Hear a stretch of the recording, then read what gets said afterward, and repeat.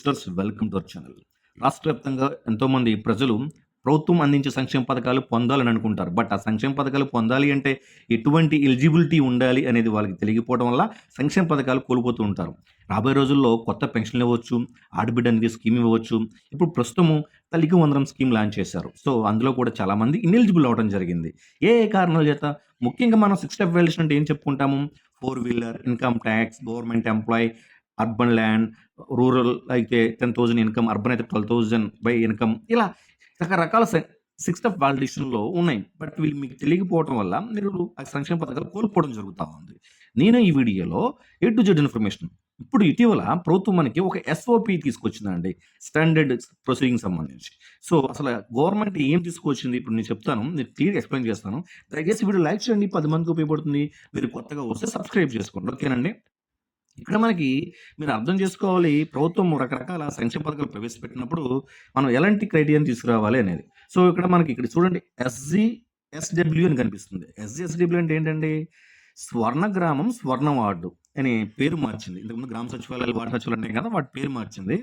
పేరు మార్చిన తర్వాత మనం ఇక్కడ మళ్ళీ క్లియర్‌గా ఎక్స్‌ప్లెయిన్ చేయాల్సింది ఏంటంటే, ఇక్కడ మనము అసల ఏంటి?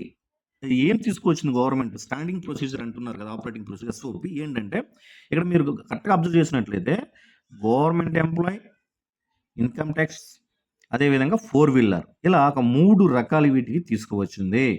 3 రకాలండి. ఏంటండి? గవర్నమెంట్ ఎంప్లాయీ, ఇన్కమ్ ట్యాక్స్, అలాగే 4 వీలర్. సో ఈ మూడిటికి సంబంధించి స్టాండింగ్ ప్రొసీజర్ తీసుకొచ్చింది. అంటే ఒకవేళ మీరు అందులో ఆ 3 కారణాల చేత ఇనెలిజిబుల్ అయితే ఏ విధంగా మీరు గ్రీవెన్స్ రైజ్ చేయాలి అనేది. ఓకేనండి. రైట్. ఇక్కడ మనము ఆంధ్రప్రదేశ్ ప్రభుత్వము తీసుకువచ్చింది ఈ యొక్క ఎలిజిబిలిటీ చూసారు ఇక్కడ. ఆంధ్రప్రదేశ్ ప్రభుత్వం ప్రభుత్వ సేవలు, వివిధ సంక్షేమ పథకాలు, వెల్ఫేర్ స్కీమ్స్ లబ్ధిదారుల జాబితాలో పొరపాటున ఇనెలిజిబుల్ అయిన వారికి ఒక అద్భుత అవకాశం చెప్తూ ఉన్నారు ఎస్ఓపిలో. చూద్దాం. ఒకసారి ప్రభుత్వ ఉద్యోగమే చూద్దాం. ప్రభుత్వ ఉద్యోగం చూసినట్లయితే అండ్ గవర్నమెంట్ ఎంప్లాయీ అని మీ హౌస్‌హోల్డ్ మ్యాపింగ్‌లో వచ్చి మీరు ఇనెలిజిబుల్ అయితే ఏం చేయాలి? ఓకేనా? సో ఎవరైనా మనకి ఇప్పుడు ఫర్ ఎగ్జాంపుల్ అక్కడ గవర్నమెంట్ ఎంప్లాయీ అని ఉంటుంది. ఔట్ సోర్సింగ్, కాంట్రాక్ట్ అని కూడా ఉంటుంది. సో మీరు గవర్నమెంట్ ఎంప్లాయీ అయినా, ఔట్ సోర్సింగ్ ఎంప్లాయీ అయినా, కాంట్రాక్ట్ బేస్ ఉన్న ఎంప్లాయీ అయినా సరే మీరు ఇనెలిజిబుల్ అయ్యే అవకాశం ఎప్పుడుందంటే, గవర్నమెంట్ ఎంప్లాయీ అయితే ఆల్మోస్ట్ ఇనెలిజిబుల్. ఒకవేళ contract employee, out sourcing employee కూడా ఇనెలిజిబుల్ అవుతారా సార్ అంటే, యెస్ అవుతారు. ఎప్పుడంటే సిఎఫ్ఎంఎస్ ఐడి ద్వారా, అంటే through bank account CFMS ID ద్వారా. రూరల్ అయితే రూ. 10,000, అర్బన్ అయితే రూ. 12,000 మించి ఆదాయం పొందినట్లయితే ఖచ్చితంగా మీరు ఇనెలిజిబుల్ అవుతారు. ఓకేనండి. ఖచ్చితంగా మీరు ఇనెలిజిబుల్ అవుతారు. మళ్ళీ చెప్తున్నా, రూరల్ అయితే రూ. 10,000, అదే అర్బన్ అయితే రూ. 12,000. అర్బన్ అయితే ఎంతండి? రూ. 12,000 మించి పొందితే మీరు ఇనెలిజిబుల్ అవుతారు. అది ఔట్ సోర్సింగ్ ఎంప్లాయీ అయినా, కాంట్రాక్ట్ ఎంప్లాయీ అయినా, మన జిఎస్‌డబ్ల్యూఎస్ ఎంప్లాయీ ఏదైతే హౌస్‌హోల్డ్ మ్యాపింగ్ ఉందో అందులో మీరు ఉన్నట్లయితే ఖచ్చితంగా ఇనెలిజిబుల్ అవుతారు. మరి సార్ ఎలాంటి పత్రాలు, సపోర్టింగ్ డాక్యుమెంట్ తీసుకోవాలి సార్ అని మీరు అడిగినట్లయితే ఇక్కడ క్లియర్‌గా మనం చెప్తున్నాము. ఎంప్లాయ్‌మెంట్ స్టేటస్ సర్టిఫికేట్ అంటే సిఎఫ్ఎంఎస్ ఐడి ద్వారా వచ్చిన ఒక సపోర్టింగ్ డాక్యుమెంట్, అది కాంట్రాక్ట్ బేస్ అయ్యి government employee, real government employee చేసేది ఏం లేదు. ఒకవేళ మీరు contract employee, out sourcing employee అయినట్లయితే ఒక సిఎఫ్ఎంఎస్ దగ్గర సర్టిఫికేట్ ఉంటుంది, అది తీసుకోండి. అదేవిధంగా మీకు యజమాని, ఎంప్లాయర్ మీకు ఎవరైతే అమౌంట్ ఇస్తా ఉన్నారో మీ ఓనర్ వాళ్ళ దగ్గర నుంచి మీరు ఎంప్లాయర్ డిక్లరేషన్ ఫార్మ్ ఒకటి తీసుకోవాలి. అదేవిధంగా మీరు ఇక్కడ సర్వీస్ వెరిఫికేషన్ డాక్యుమెంట్స్ అని ఉంటుంది, అది కూడా తీసుకోవాలి. అది వాళ్ళే ఇస్తారు. అదేవిధంగా సెల్ఫ్ డిక్లరేషన్ కూడా మీరు సబ్మిట్ చేయాల్సి ఉంటుంది. అదేవిధంగా సపోర్టింగ్ ఎవిడెన్స్ ఏమైనా ఉంటే మీ దగ్గర అవి కూడా సబ్మిట్ చేయండి. ఓకేనండి. ఆల్మోస్ట్ నెక్స్ట్ వర్క్ ఫ్లో విధానం. అసలు ఏంటి వర్క్ ఫ్లో విధానము? మూడిటికి సంబంధించి ఒక టేబుల్‌తో నేను ఎక్స్‌ప్లెయిన్ చేస్తాను. ఓకేనండి. వర్క్ ఫ్లో విధానము. ఓకే. ఇది యాక్చువల్‌గా మనకి సచివాలయాల్లో ఎవరండి గ్రీవెన్స్ రైజ్ చేస్తారు? వెల్ఫేర్ అసిస్టెంటా? మహిళా పోలీసా? పంచాయతీ సెక్రటరీనా? డిస్ట్రిక్ట్ అసిస్టెంటా? అంటే క్లియర్‌గా చెప్తున్నాను. DA district assistant. అదే అర్బన్ అయితే ward education data processing secretary. ఓకేనండి. వీళ్ళు గ్రీవెన్స్ రైజ్ చేస్తారు. గ్రీవెన్స్ లాగిన్స్ వీళ్ళకున్నాయి. మీకు గ్రీవెన్స్ రైజ్ చేసిన తర్వాత మీకు ఒక యూనిక్ గ్రీవెన్స్ ఐడి వస్తుంది. దాని ద్వారా సర్వీస్ రిక్వెస్ట్ ఐడి క్రియేట్ చేయబడుతుంది. ఓకేనండి. తర్వాత మీకు ప్రతి అధికారికి అంటే వీఆర్ఓ, ఎంఆర్ఓ, ఆర్డీఓ ఇలా జాయింట్ కలెక్టర్ దగ్గర కూడా మీకు గ్రీవెన్స్ రైజ్ చేసిన తర్వాత వాళ్ళ యొక్క లాగిన్స్‌లోకి వెళ్ళటం జరుగుతూ ఉంది. ఓకేనండి. ఇంపార్టెంట్ నోట్ చెప్తాను చూడండి ఇక్కడ నేను. ఇంపార్టెంట్ నోట్ కూడా ఉంది. ఆ నోట్ ఏంటంటే ఇక్కడ ఇంపార్టెంట్ నోట్ ఏమిచ్చాం? సచివాలయంలో గ్రీవెన్స్ నమోదు చేసిన తర్వాత వచ్చే యూనిక్ గ్రీవెన్స్ ఐడీ ఏదైతే ఉందో అది మీరు జాగ్రత్త చేసుకోండి. అది మీరు ఏదైనా సరే అండి. మేబీ ఇప్పుడు నేను చెప్తున్న 4 wheeler income tax payer government employee అనే కాదు. ఎస్ఓపి దీనికి వచ్చింది కూడా ఎక్స్‌ప్లెయిన్ చేస్తా ఉన్నాను. బట్ మీకు అర్బన్ ల్యాండ్ ఉన్నా ఓకేనండి. లేదు వెట్ ల్యాండ్, డ్రై ల్యాండ్ అని ఇనెలిజిబుల్ అయినా, లేదు కరెంట్ బిల్లు వస్తుందని ఇనెలిజిబుల్ అయినా, మీరు గ్రీవెన్స్ రైజ్ చేసుకున్న తర్వాత వచ్చిన ఏదైతే ఈ గ్రీవెన్స్ ఐడీ ఉందో అది మీరు జాగ్రత్త చేసుకోవాలి. ఓకేనండి. రైట్. నెక్స్ట్ మనం గవర్నమెంట్ ఎంప్లాయీ చూసాం.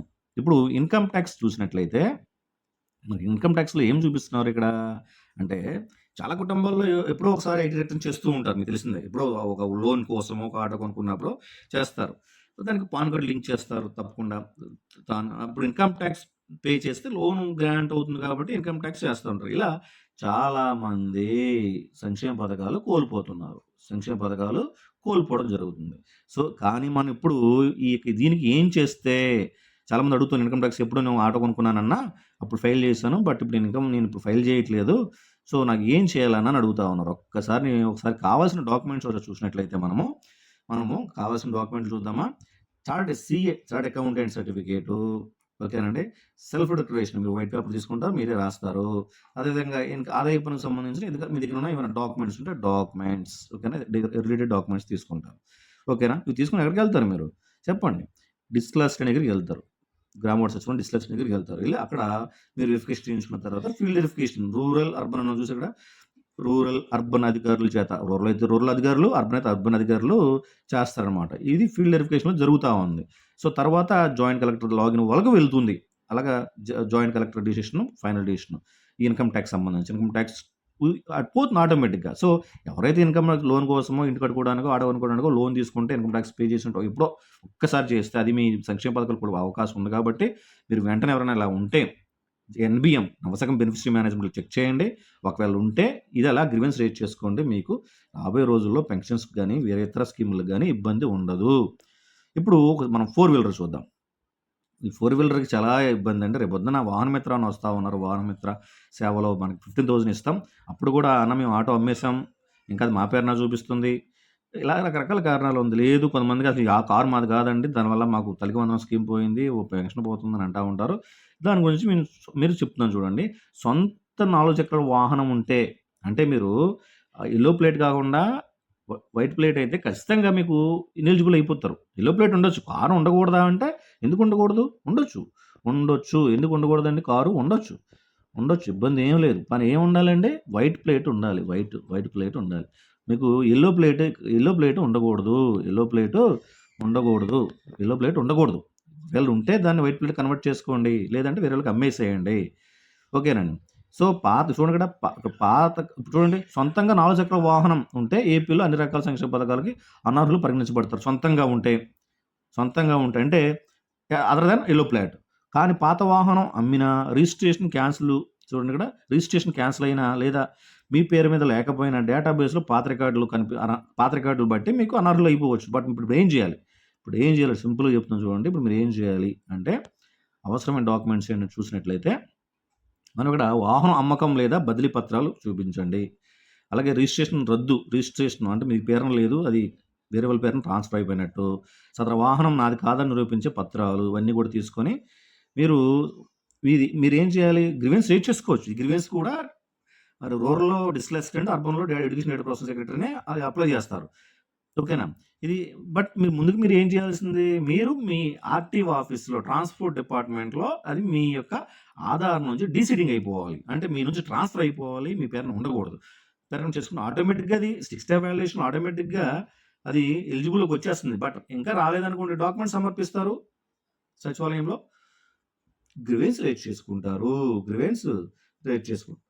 ఓకేనండి. తర్వాత చాలామంది ఇక్కడ చూసి వర్క్ ఫ్లో కూడా మీకు క్లియర్‌గా వర్క్ ఫ్లో ఇచ్చాను చూడండి. క్లియర్‌గా ఒకే షాట్‌లో మీరు దీన్ని స్క్రీన్ షాట్ తీసుకోవచ్చు శుభ్రంగా. గవర్నమెంట్ ఎంప్లాయీ అయితే ఏం చెప్పుకున్నాం? గ్రామాల్లో అయితే డిస్ట్రిక్ట్ అసిస్టెంట్, అర్బన్‌లో అయితే వార్డ్ ఎడ్యుకేషన్ డేటా ప్రాసెసింగ్ సెక్రటరీకి వెళ్ళాలి. సచివాలయాలకు వెళ్ళాలి. స్వర్ణ గ్రామాలకి వెళ్ళాలి. అక్కడికి వెళ్తే మీ ఇక్కడ సర్వీస్ రిక్వెస్ట్ అక్కడ ఏంటి ఎంప్లాయర్ సర్టిఫికేట్ ఇస్తారు ఒకటి, అలాగే ఒక సర్వీస్ డాక్యుమెంట్ ఇస్తారు, అలాగే సెల్ఫ్ డిక్లరేషన్ ఇస్తారు. ఇవన్నీ కూడా డిఏకి సమర్పిస్తారు మీరు. ఇది ఎక్కడ ఫార్వర్డ్ అవుతుందంటే జాయింట్ కలెక్టర్ లాగిన్‌లోకి వెళ్తుంది. జాయింట్ కలెక్టర్ లాగిన్ తర్వాత ఆయన అప్రూవ్ చేస్తే ఆటోమేటిక్‌గా డేటాబేస్ నుండి తొలగించడం జరుగుతుంది. డేటాబేస్ నుంచి తొలగించడం జరుగుతుంది. ఓకేనండి. అదేవిధంగా, అదేవిధంగా మీరు ఇక్కడ ఆదాయ పన్ను చూసుకున్నట్లయితే మళ్ళీ సేమ్ డిస్ట్రిక్ట్ అసిస్టెంట్ అర్బన్ అయితే వార్డ్ ఎడ్యుకేషన్ డెవలప్‌మెంట్ సెక్టర్‌లో అప్లై చేస్తారు. ఇక్కడ మీకు ఏం కావాలి అంటే ఈ యొక్క ఆదాయ పన్నుకి సీఏ చార్టర్డ్ అకౌంటెంట్ సర్టిఫికేట్ ఇవ్వాలి. అలాగే సెల్ఫ్ డిక్లరేషన్ ఈ 2 ఉంటే సరిపోతుంది మీకు. ఓకే. నెక్స్ట్ ఇక్కడ నుంచి ఎక్కడికెళ్తుంది ఇది? జాయింట్ కలెక్టర్ లాగిన్‌లోకి వెళ్తుంది. జాయింట్ కలెక్టర్ గారు దీన్ని అప్రూవ్ చేస్తే ఏమవుతుంది? మీకు మీ యొక్క డేటాబేస్ నుంచి ఐటీ తొలగించబడుతుంది. మీరు అర్హులైపోతారు. ఓకే. నెక్స్ట్ మనం ఇక్కడ ఏం చెప్పుకుంటున్నాం? 4 చక్రాల వాహనం గురించి చెప్పుకుంటున్నాం. 4 చక్రాల వాహనం ఉంటే ఏం చేయాలి? సేమ్ డీఏ లాగిన్‌లో అప్లై చేస్తారు. నెక్స్ట్ మీకు ఏం కావాలి? సేల్ ప్రొసీడింగ్ ట్రాన్స్‌ఫర్ చేసిన డాక్యుమెంట్ చూపించాలి.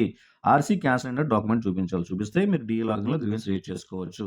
నెక్స్ట్ ఎక్కడికెళ్తుందండి ఇది? డీటీసీ డిప్యూటీ రవాణా కమిషనర్ లాగిన్‌లోకి డిప్యూటీ రవాణా అంటే డిప్యూటీ ట్రాన్స్‌పోర్ట్ కమిషనర్ లాగిన్‌లోకి వెళ్తుంది.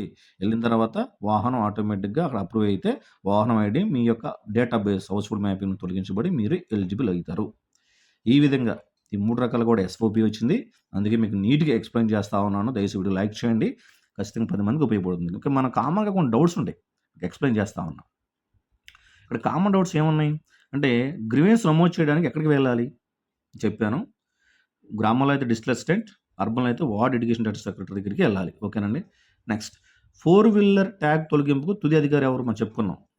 అల్టిమేట్‌గా ట్రాన్స్‌పోర్ట్ అంటే డిప్యూటీ ట్రాన్స్‌పోర్ట్ కమిషనర్ అని. ఇన్‌కమ్ టాక్స్ గ్రీవెన్స్‌కి మేము చెప్పుకున్నాం. చార్టర్డ్ అకౌంటెంట్ సర్టిఫికేటు, ఇతర డాక్యుమెంట్స్ సెల్ఫ్ డిక్లరేషన్ ఇవ్వాలి. గ్రీవెన్స్ స్టేటస్ ఎలా ట్రాక్ చేయాలి? మీకు ఆల్రెడీ చెప్పాను. గ్రీవెన్స్ మీరు చేసుకున్నప్పుడు ఒక గ్రీవెన్స్ ఐడీ ఉంటుంది. ఆ ఐడీ మీ దగ్గర ఉంటే మీరు చెక్ చేసుకోవచ్చు ఎక్కడ ఉందనేది. మీకు తెలియకపోతే మీరు డిస్ట్రిక్ట్ దగ్గరికి వెళ్ళండి. ఓకేనండి. సో, నెక్స్ట్ ఏంటి? ప్రభుత్వ ఉద్యోగి ట్యాగ్ అప్రూవల్ ఎవరు చేస్తారు? మనం చెప్పుకున్నాం జాయింట్ కలెక్టర్ అని. సో, ఈ విధంగా మీకు నీట్‌గా ప్రతీది ఎక్స్‌ప్లెయిన్ చేయడం జరుగుతుంది కాబట్టి దయచేసి వీడియో లైక్ చేయండి. ఇంకా మీకేమైనా డౌట్స్ ఉంటే కామెంట్ చేయండి. ఖచ్చితంగా నేను ఆన్సర్ చేయడానికి ప్రయత్నిస్తాను. ఓకేనా? అందరూ బాగుండాలి. అందరికి మంచి జరగాలి. జై హింద్.